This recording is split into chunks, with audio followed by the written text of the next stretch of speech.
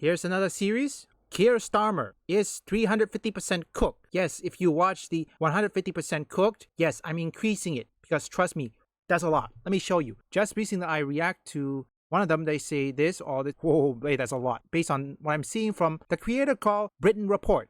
So here's the latest one. And you give more of a fuck. No one trusts you because of your foolish, weak leadership. Stop the fuck. Shame on you.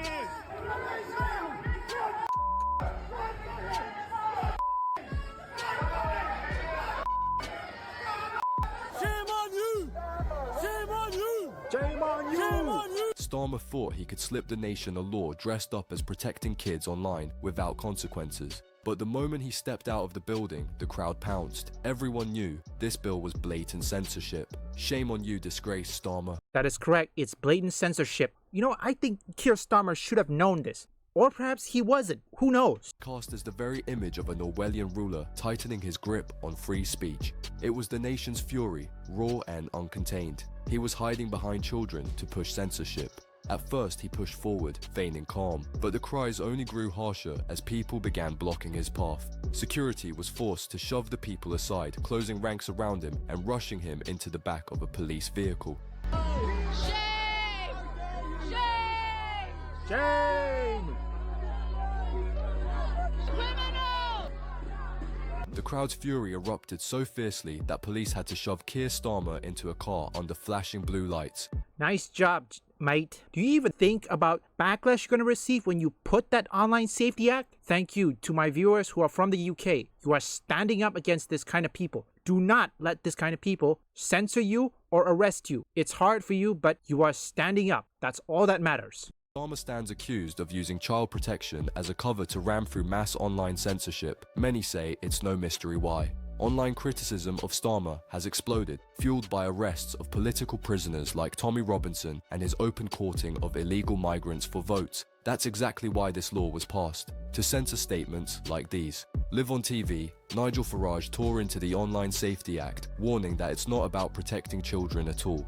It's about crushing free speech. And don't forget, they're also trying to revive the BBC News and Channel 4 because we all know the mainstream media is dying. To all my viewers who are from the UK, when was the last time have you watched, or in this case, when did you start tuning out by watching BBC News or Channel 4? Say it in the comments. Good evening. Well, the Online Safety Act came into force just 4 days ago. And a very stupid thing to say, given that his own party leader, the Prime Minister Keir Starmer, of course, faced a barrage of criticism. The first is, we're told, it's to protect children, because there are things out there called VPNs. Yes, there are ways that you can get around all of this, ways that you can hide your IP address, and they'll cost you £2.50 a month or something like that. Interestingly, since the 25th of July, there was one particular VPN site who'd seen a 2,000% increase in the number of people subscribing to it. Of course, we want to protect children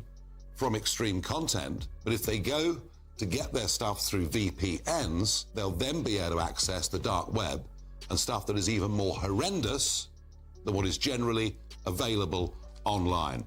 So maybe this is just a sledgehammer to miss the nut.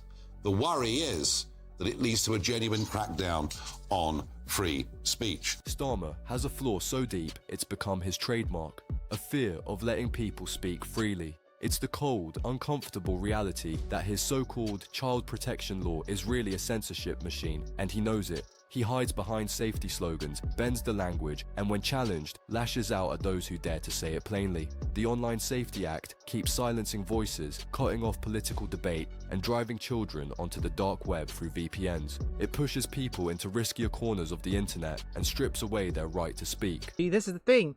How come these kind of idiots like Keir Starmer didn't even look at their brain and think this is a bad idea? Let's not do it. Oh wait, they don't. They just do it. Boomers. Starmer knows why the outrage is growing. To admit the law is broken would mean facing a political disaster, so instead, he hides behind polished phrases, insisting it's all about safety when everyone can see it's about control. But the mask slipped again.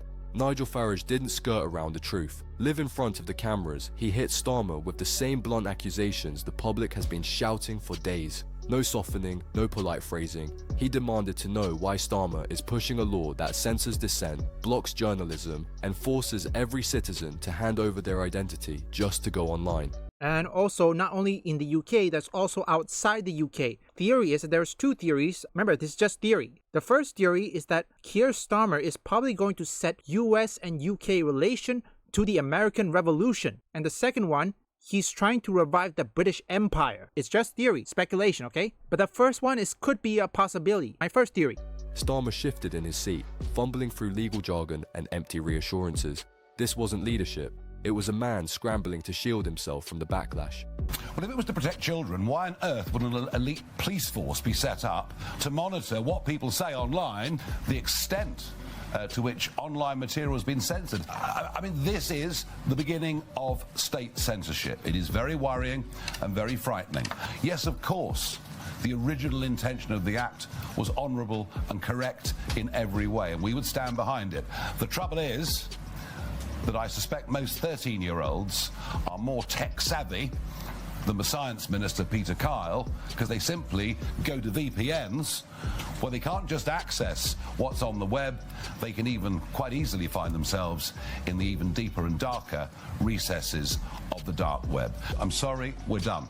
We're done. We've had enough. Long before the chants of shame echoed through Westminster, Starmer was already being torn apart in full view of the country, not by a lone protester, but by a political opponent unafraid to speak plainly. Nigel Farage didn't hold back. In the blistering exchange, he laid bare how Starmer's actions are dragging Britain to the brink, as if machete attacks plaguing every major city weren't enough. And not only that, combining with the UK Online Safety Act, combined with collective shout, payment processors, all this together, combining it, has just unite the whole world. It doesn't matter whether you are Israel, Palestine, Russia, Ukraine. It's now uniting everybody. So congratulations, idiot. Life in the capital, where people clutched their phones like lifelines to avoid street theft, wasn't already tense enough. Now, his so-called safety law is strangling free speech, pushing the country toward an Orwellian nightmare where certain groups, and especially their crimes, can't be discussed in a negative light. And thanks to this law, 13-year-olds are discovering the dark web. Before, children could escape the horrors of Britain's roughest neighbourhoods by going online. Now, those horrors have followed them there. Farage tried to make MPs see the danger of this law, but who among them will listen? There's been a steady smear campaign aimed at undermining the leader of Reform UK, because Starmer clearly fears a man who speaks openly about the Labour Party's failures. Does that remind you of anybody? Think about it, folks. Who does that remind you? Do you have any answer? Ah yes, Joe Biden and Donald Trump. I'm 100% certain Donald Trump is not afraid to speak out on Biden's policy on immigration. This could be, this one here could be the UK version of Donald Trump. What do you think, folks? Anyone who dares to point out Starmer's mistakes, the ones tearing Britain apart, finds themselves under relentless pressure.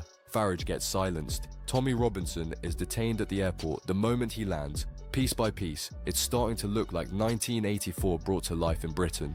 In 1984 called, and he wants its Ministry of Truth back. The UK has created an elite police unit. We've had free speech for a very, very long time here, so we're very proud about that. We protect it. I mean, there's story after story about people being thrown behind bars in the UK, even for tweets that they have deleted, with longer prison sentences than people who've committed actual physical violent crimes. Yeah, I mean, it's an incredible story. I mean, there's a woman that's in prison for 31 months, which is 4 months longer than a child rapist is in prison. Keep in mind, they were already arresting 30 people a day for wrong speech in Britain before this. Now they have a special police task force to constantly monitor social media. The Online Safety Act, paired with new laws handing sweeping powers to police to silence opposition voices online, is already in full operation.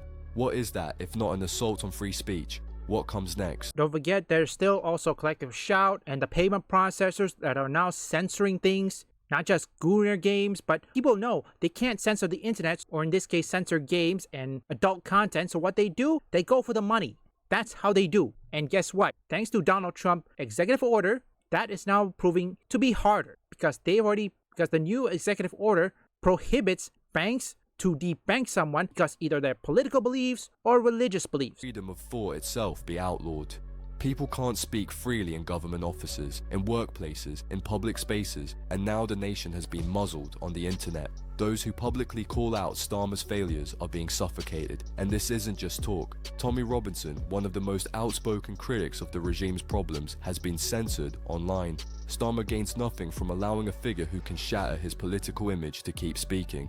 From here, the slide into an Orwellian state is obvious. A government that already decides which voices are allowed to be heard can just as easily decide which thoughts are permissible. The Online Safety Act is the blueprint. Each enforcement, each blocked account, each silenced critic is another manufactured success story designed to look like responsible governance, but in truth, it's just another political tool to buy time and crush dissent. Wow, before he say even abroad, sorry, this ad came at the right time. Why does my country doesn't have this kind of problem? You know what, before I continue that, let me just get rid of this ad. Sorry about that, I had to get rid of that ad. But don't worry, this creator is getting paid either way. I'm all for protecting children, okay? But the problem is, when you put laws like this, not only censor things outside the UK, but it's gonna piss people off. Jeez, Keir Starmer. I don't think Keir Starmer's gonna make it in 2 years, maybe 3, if he's lucky at least. Critic is another manufactured success story designed to look like responsible governance, but in truth, it's just another political tool to buy time and crush dissent. Even abroad, Britain is being pointed to as the first developed nation to fully unleash the machinery of censorship and authoritarian control.